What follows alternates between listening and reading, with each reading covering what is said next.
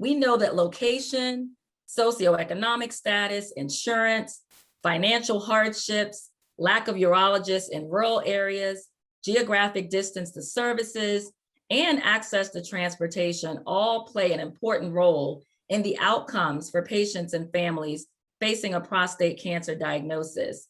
So I want to start with our first question, and we'll start with you, Dr. Grivas. What are some of the barriers both prostate cancer patients and their care partners face when seeking care? The number of those factors have to do with the location of the patient, as you mentioned. Patients, regardless of race, if they live in a rural community, they may have less communication or contact with the medical care system.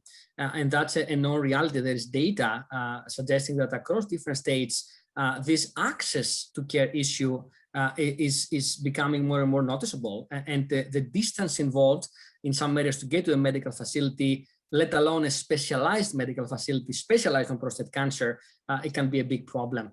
The other issue that we have seen many times, again, in some communities more than others, is the healthcare literacy and the preventive mindset, as I call it. And that's, can transpire across races, but maybe even more intense in some of the populations.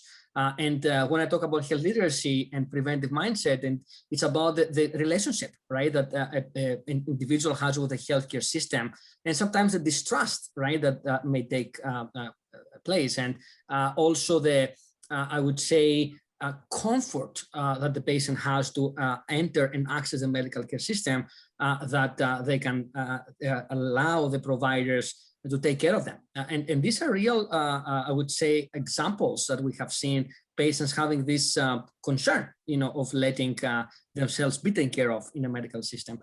Competing problems and barriers include, financial concerns, and that's a big one, right? Insurance coverage. We know that patients with, I would say, social determinants of health may have inadequate coverage, and this may be restricting what medical facilities that they can access. And also the cost of care, copays, for example, when diagnostic tests or therapeutic interventions for orally available agents can be a big barrier. And we know compliance can be diminished when there's an amount of copay. Of course, you mentioned many other factors, transportation issues, finding, coverage at work, right? Getting day off work can be a problem for some patients. And also the cost of transportation or lodging or parking sometimes can be a problem, or even the anxiety related to go to a big city and deal with the traffic, of course. So there are many factors, of course, but I think we have to have a systematic approach how to catalog them and address them, in a comprehensive way. And I think there are some improvements, and we can talk about them today. For example, telemedicine and others. But I think the list is long, and we have to keep an open mind and engage patient advocates in cataloging those barriers. And maybe Dr. Nyame can comment further in that regard. You covered a lot of ground, and I appreciate that. Dr. Nyame, I'd love for you to either add to that list or maybe expand based on your perspectives. Yeah, Dr. Grivas didn't leave me with much to cover, which is great. I think what you hear in his answer to that question is that this is really a social issue. And I think when we talk about inequities in health, we have to recognize that, race in this country and many places around the world really reflects a social construct. And so the things that really predict how people are going to be able to utilize our services and how well they're going to do reflect that greater social context. And so you have to meet the patient where they are.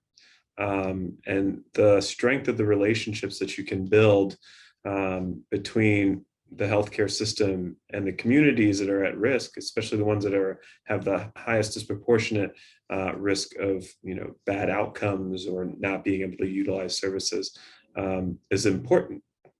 And so the barriers include all the things we talked about, right? But a lot of them that we've talked about have been very much healthcare facing, right? So we talk about transportation, but we mean that in the source of transportation to our facilities, or we talk about money, but we talk about money and the ability to pay for our services. We also miss the other ways in which those social barriers and factors impact the ability to prioritize one's health.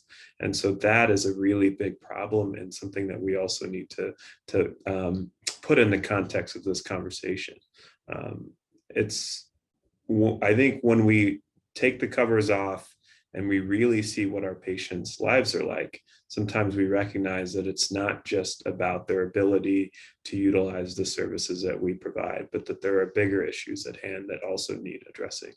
Those aren't in Dr. Grivas and I's domain, but I think we have to understand those things to meet our patients where they are.